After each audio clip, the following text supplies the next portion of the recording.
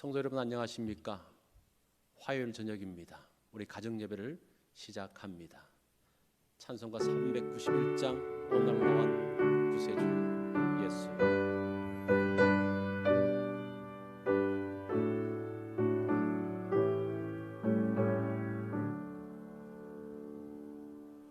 오 놀라운 구세주 예수 내 주 참 능력의 주시로다. 큰 바위 및 안전한 그것으로 내 영혼을 숨기시네. 메마른 땅을 종일 걸어가도 나 피곤치 아니하며 저 위험한 곳 내가 이를 때면 큰 바위에 숨기시고 주 손으로 덮으시네. 오 놀라운 구세주 예수 내 주 내 모든 짐 벗기시네. 죄악에서 날 끌어올리시며 또 나에게 힘 주시네. 메마른 땅을 종일 걸어가도 나 피곤치 아니하며 저 위험한 곳 내가 이를 때면 큰 바위에 숨기시고 주 손으로 덮으시네.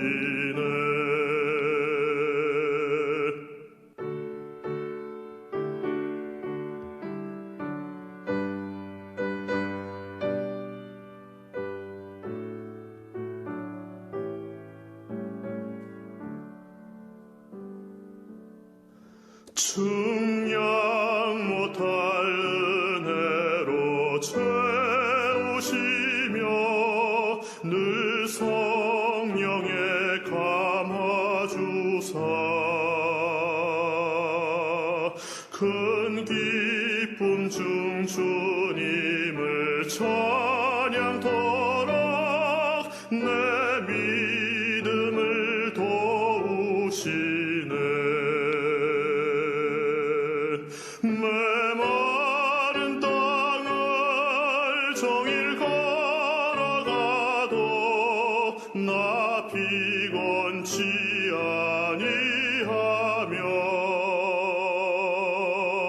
저 위험한 곳 내가 이를 때면 큰 바위에 숨기시고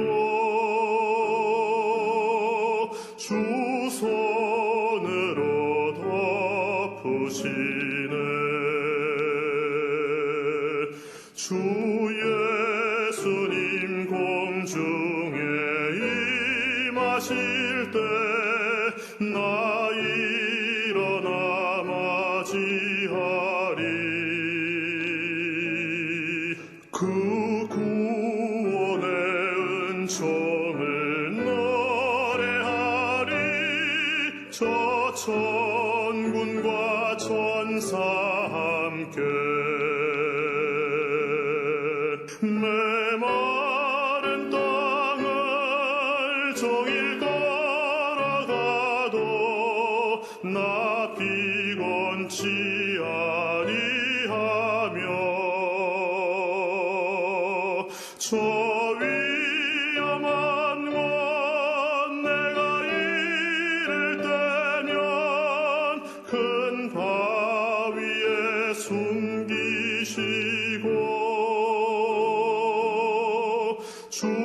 손으로 덮으시네.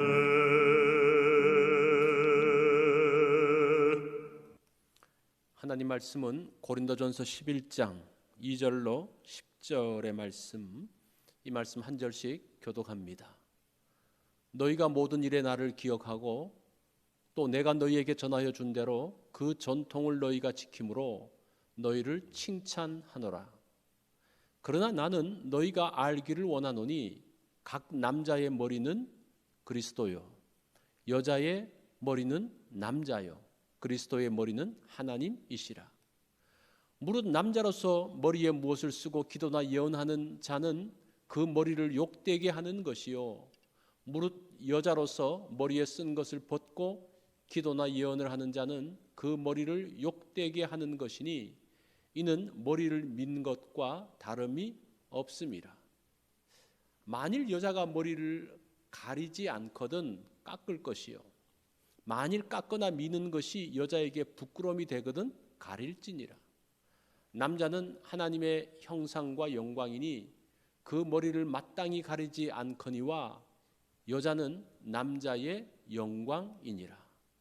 남자가 여자에게서 난 것이 아니요 여자가 남자에게서 났으며 또 남자가 여자를 위하여 지음을 받지 아니하고 여자가 남자를 위하여 지음을 받은 것이니 그러므로 여자는 천사들로 말미암아 권세 아래 있는 표를 그 머리 위에 둘지니라. 아멘. 오늘 말씀의 제목은 질서입니다. 연주회나 극장 또는 경기장에 들어갈 때는 줄을 서죠. 그 줄은 누가 먼저 표를 사고 누가 먼저 입장하는지를 결정합니다. 그 줄이 흐트러지면 큰 혼란이 오고 또 사고가 생길 수 있습니다. 여기서 줄은 누가 높고 낮음을 표시하지 않고 단지 질서를 위한 것입니다. 자, 교회에서도 이런 질서가 필요합니다. 질서 가운데 있는 교회는 은혜롭게 세워집니다. 고린도 교회가 이런 질서가 무너지면서 문제가 생겼습니다. 자, 그 3절 말씀을 보면 이렇게 말씀하죠. 각 남자의 머리는 그리스도요, 여자의 머리는 남자요, 그리스도의 머리는 하나님이시라. 자, 여자의 머리는 남자이기 때문에 남자가 우월하다라고 말하는 것이 아닙니다. 그 다음 문맥을 보면 명확하죠. 그리스도의 머리는 하나님이시다. 만약에 이것을 우월 관계로 본다면 하나님과 그리스도의 관계에서 누가 높고 열등한 그러한 일들이 일어나게 됩니다. 여기서 머리라는 단어는 기원, 생명의 원천을 말합니다. 그리스도의 머리가 하나님이시라는 것은 그리스도와 하나님 관계의 기원과 원천이 동일하다는 것을 말하는 겁니다. 이것은 하나님과 그리스도의 관계의 완전함 또 영광스러움을 이야기하고 있습니다. 동일하게 여자의 머리가 남자라고 했을 때에 우월성이나 상하 관계를 말하는 것이 아니라 남편과 아내 관계의 온전한 연합을 말하고 있습니다. 당시 사회에서 아내는 남편의 소유였습니다. 고대 사회는 여성의 인권이 무시되는 그런 사회였죠. 그런 시대에 이런 말씀은 굉장히 파격적인 말씀입니다. 그리스도 안에서 남녀 관계의 새로운 질서를 보여주고 있습니다. 자, 5절에 보면 여자로서 머리에 쓴 것을 벗고 기도나 예언하는 자는 그 머리를 욕되게 하는 것이니. 자, 이것은 여자가 교회에서 기도나 예언, 이건 말씀을 가르치는 것을 이야기하는데 그것을 하지 말라는 이야기가 아닙니다.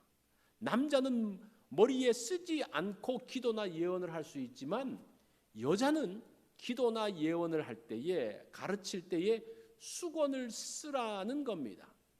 자, 이 말씀은 여성은 교회에서 가르칠 때에 어떤 질서 안에서 해야 된다는 것을 보여주고 있습니다. 그 외에 뜻은 없습니다. 복음은 유대인이나 헬라인이나 종이나 자유자나 남자나 여자나 그리스도 안에서 다 동일하다고 했습니다. 그게 갈라디아서 3장 28절의 말씀이죠. 바울은 말씀대로 고린도 교회 내에서 남녀 구별을 없애는 파격적인 조치를 합니다. 그렇지만 질서가 있다는 것을 상기시키고 있습니다. 자, 8절과 9절 말씀을 한번 제가 읽어보겠습니다. 남자가 여자에게서 난 것이 아니요 여자가 남자에게서 났으며 또 남자가 여자를 위하여 지음받지 아니하고 여자가 남자를 위하여 지음을 받은 것이니. 근데 이런 내용이 12절 가면 조금 다르게 나옵니다. 여자가 남자에게서 난 것 같이 남자도 여자로 말미암아 났음이라고 말씀을 하고 있습니다. 그래서 누가 누구에게서 났다라는 그 부분 역시 어떤 우월감에 대한 설명이 아니라는 겁니다. 남자와 여자의 질서를 말하고 있다는 거예요. 12절은 남편과 아내의 동일함을 분명하게 말하고 있습니다. 여자가 남자에게서 난 것 같이 남자도 여자에게서 났다. 동일한 것을 이야기합니다. 여자가 남자를 위해서 있다는 것은 하녀로 있다는 말이 아니라 남자의 부족함을 돕는 자로 있음을 말씀하고 있습니다. 여인들이 머리에 수건을 쓰라는 것은 당시의 시대의 배경과 관련이 있습니다. 고대의 중동 사회에서는 부인들은 얼굴과 몸을 가리는 너울을 썼습니다. 너울에 가려서 자신의 얼굴을 다른 사람들이 볼 수 없게 했습니다. 이제 바클레이 주석이 바클레이가 그것을 이야기합니다. 그러나 창기는 너울을 쓰지 않습니다. 여인이 너울을 쓴다라는 것은 자신의 순결함과 정숙함을 나타내는 겁니다. 그리고 자신이 남편의 보호 아래에 있다는 것을 보여주는 겁니다. 고린도에 있는 창기들은 머리를 짧게 깎았습니다. 이 짧게 깎은 머리는 나를 유혹해도 된다라는 그런 표시였습니다. 그런데 정숙한 여인은 머리를 길게 하든지 수건으로 머리를 가렸습니다. 그것은 한 남자의 아내가 되고 있음을 보여주는 정결함의 표시였습니다.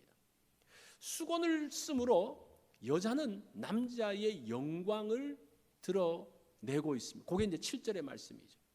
정숙한 여인으로 남편을 영광스럽게 하는 모습이 수건을 쓰는 너울을 쓰는 것으로 말씀하고 있습니다. 자, 이런 표시들은 자신과 가정을 보호하는 겁니다. 수건을 쓰는 것은 교회를 지키는 표시이기도 합니다. 수건을 쓴 정결한 여인은 교회에서 기도하고 가르치는 것이 허용되어졌습니다.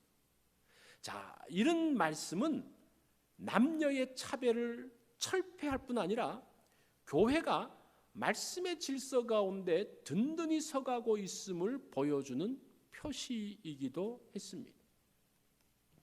복음 외의 다른 것들, 사회적인 관습이나 통념들이 교회를 지배하게 해서는 안 됩니다.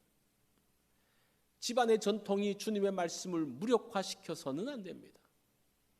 남녀 차별이 있지 않고 질서가 있다라는 것을 기억을 해야 돼요. 그 말씀, 이 말씀을 다른 어떤 사회적인 통념이 넘어서서는 안 됩니다.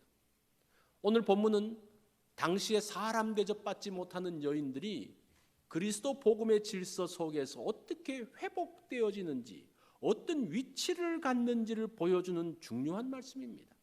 그 대표적인 것이 수건을 쓰는 겁니다. 자, 이 표시로 부부관계의 정결함을 나타내고 남편을 영광스럽게 합니다. 아내는 남편을 위하여 돕는 자로 있음을 보여줍니다.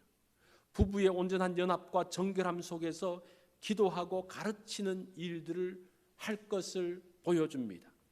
이 질서가 고린도 교회에 평안을 가져다 주었습니다.